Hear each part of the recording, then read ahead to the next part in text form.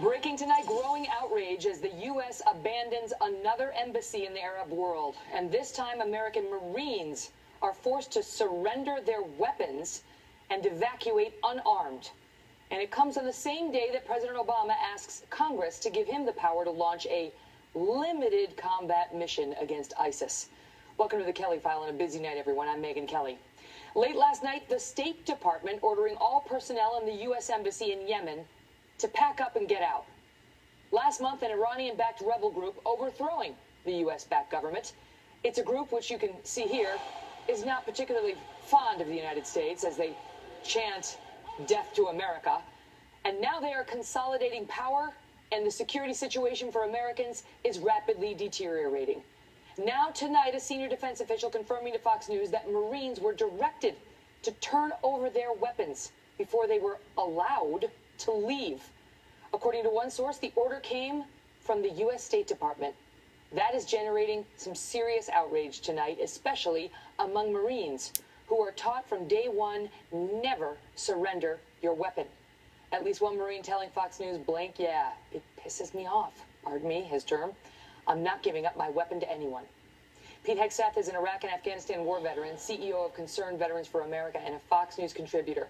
And to try to picture the sight of American Marines giving up their weapons in Yemen, a country the U.S. president just touted as an example of how well our counterterrorism strategy is going 2 months ago. The picture is really shocking, Pete. It sure is. So we're surrendering around the world, we're surrendering our embassy, and now we're asking U.S. Marines to surrender their dignity, give up oaths that they make, creeds that they live by, and surrender their rifle. The Marine riflemen, I'm no Marine, but I know a lot of them and have fought alongside a lot of them.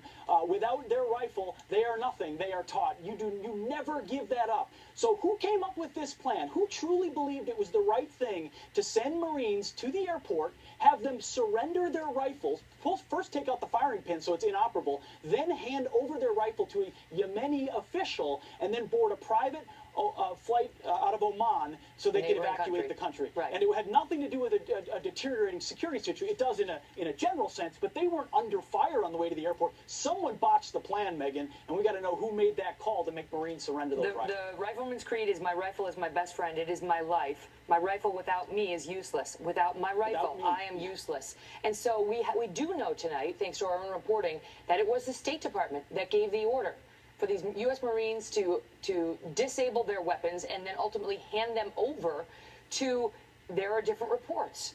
Some say it was to Yemeni officials, but there are many reports out tonight that it was to the rebels we just saw chanting death to America, who may tonight be in possession of these U.S. Marines' rifles. That's right. We don't know, who are also in possession of 20 vehicles that we left behind in an embassy that we've now abandoned. I still remember the images. You're not supposed to worry about the embassy. Don't worry about the embassy, because Jen Psaki assured us today the Yemenis, the Houthis who are running the country now, they're going to take care of it. You watch. Watch. We expect the Houthis to respect international conventions that apply to our facilities. We expect to be able to return to the embassy in the same condition. Why would you expect them to do that?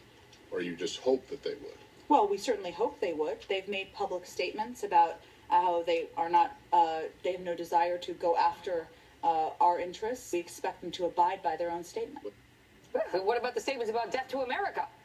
Megyn, they hope that these vehicles will be there and our embassy will be it is maddening how naive this administration is, and it manifests itself all the way down to the humble action of a Marine having to give up their personal firearm because John Kerry's State Department clearly hasn't learned what Hillary Clinton's State Department never learned, that you got to have a contingency plan in these situations. Benghazi was one thing, but here in Yemen, we knew this had been happening. This had been happening over weeks. We had Marine amphibious vessels off the coast prepared to respond. This is a Marine infantry company. They had Osprey helicopters, CH-53s. I mean, they've got all the assets they would need to recover these guys. They decided not to through the military because some politically correct State Department official felt like they should leave with their tail between their legs to respect some local custom, and it's indicative of the foreign policy of this administration, and that's why we get so fired up about this. It's not just about Marines and their rifles. It's about the signals and the optics it shows to the entire world. The image of American Marines That's right. handing over their rifles